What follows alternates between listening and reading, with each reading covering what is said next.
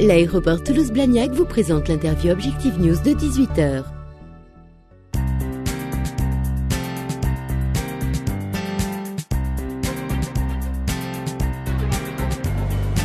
Bonsoir, bienvenue sur objectifnews.tv avec notre invité aujourd'hui, Laurent Verbiguier. Bonsoir. Bonsoir. Vous êtes responsable de l'informatique et de l'innovation ici à l'aéroport Toulouse-Blagnac où nous nous trouvons.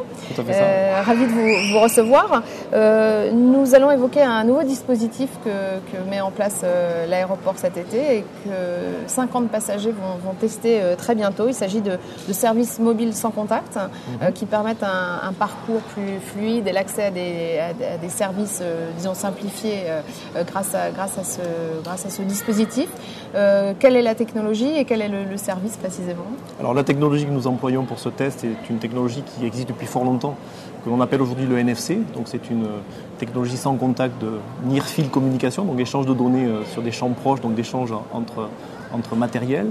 Donc là pour le coup c'est utilisé sur les téléphones portables, donc les smartphones que nos passagers ont tous en poche. Et les services que nous visons, c'est du parc auto jusqu'à la porte d'embarquement de l'avion, donner la possibilité aux passagers de façon totalement automatique sur son téléphone d'avoir référencé les différents accès. Donc lorsqu'on arrive au parc auto, rentrer de façon automatique en présentant son téléphone. Lorsqu'on se trouve au contrôle de la sûreté, de la même manière, la simple présentation du téléphone permet d'ouvrir la gate, permettant d'accéder au contrôle de sûreté. Et enfin, la troisième partie permettant d'accéder au lounge de l'aéroport. Donc voilà les services principaux que nous avons choisi de tester à travers cette technologie. Comment avez-vous choisi les passagers qui disposent de ce service ? Donc on a pris la base de nos abonnés parc auto, tout simplement. Nous avons aujourd'hui plus de milliers de personnes qui sont abonnées à nos parcs auto. Nous avons fait un questionnaire sur Internet pour savoir quelles étaient les personnes intéressées pour faire ce test. Et donc aujourd'hui 50 personnes donc, abonnées à l'aéroport et qui sont aussi des utilisateurs fréquents de l'aéroport, qui voyagent souvent, ont accepté de venir participer à ce test sur Toulouse. Quelle est la nature du lien avec vos partenaires ? C'est Orange, c'est ça ? Alors les partenaires sont Orange, BlackBerry et la société Sita qui est spécialisée dans les télécommunications et services aéroportuaires et aéronautiques. Donc les liens, c'est tout simplement un partage de coûts sur cette expérimentation. Donc chacun apporte sa technologie ou apporte ses services. L'aéroport apporte ses abonnés, apporte l'environnement. Et donc l'ensemble de ces partenaires, il y en a d'autres aussi, contribuent à la réalisation de ce pilote, de ce test, qui va donc démarrer là dans quelques jours, pour réellement in situ tester ce qui se passe avec de vrais passagers et de vrais téléphones dans le parcours passager que l'on a défini tout à l'heure. NFC, cette technologie, elle est vraiment déployée en ce moment par les opérateurs ? Alors voilà, c'est pour donner un petit exemple, sur les téléphones aujourd'hui vous avez de plus en plus différentes connexions possibles, le Wi-Fi, le Bluetooth, j'en passe, il y a beaucoup de possibilités. Demain et même maintenant, les téléphones sont équipés de cette technologie NFC, donc vous aurez dans vos paramétrages, vous verrez apparaître les paramétrages NFC. De la même manière qu'on retrouve aussi ces technologies dans les ordinateurs. Donc c'est une technologie qui est déployée massivement par les opérateurs. L'ambition est d'atteindre 1 million de téléphones sur le marché français à la fin 2012.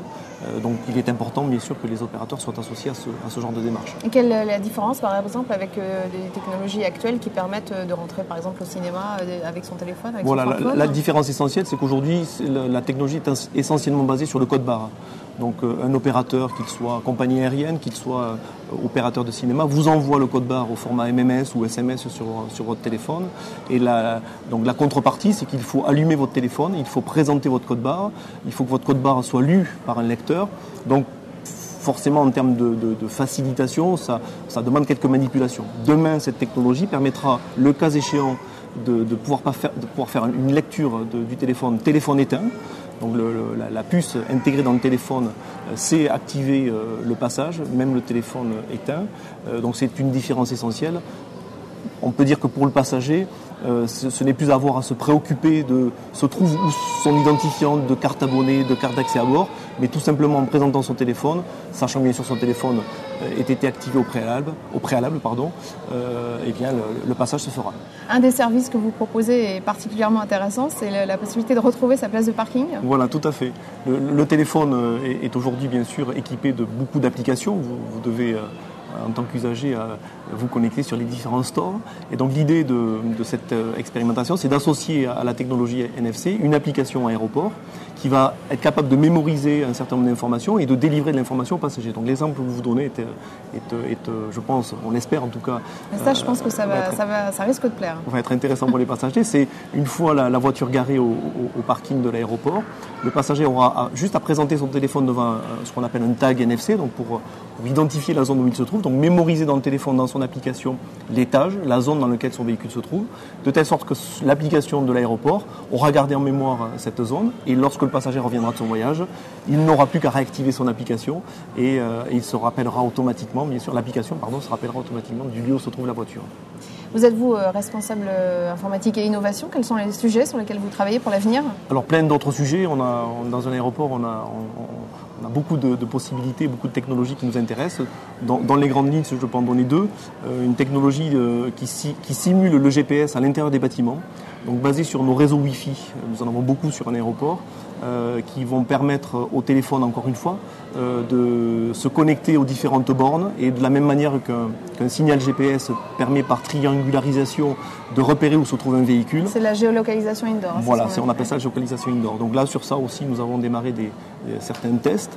Autre point qui là touche un peu moins le passager, mais qui a pour lui des incidences intéressantes, c'est la mesure des flux dans notre aérogare. Donc on fait ça avec des images vidéo pour lesquelles on insère une intelligence dans le système informatique qui, lui, va être capable de mesurer l'entrée et la sortie de personnes physiques dans une zone, et donc, par voie de conséquence, de déclencher éventuellement des alertes si dans telle zone, selon les calibrages que l'on a fait, un encombrement est détecté. Et donc, pour le coup, si l'alerte remonte au bon moment, ça nous permet, nous, de notre côté, de déclencher soit des personnels, soit une nouvelle zone d'accueil pour les passagers.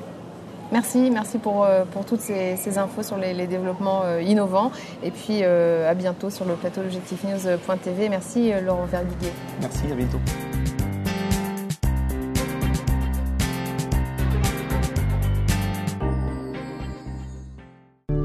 L'aéroport Toulouse-Blagnac vous a présenté l'interview Objectif News de 18h.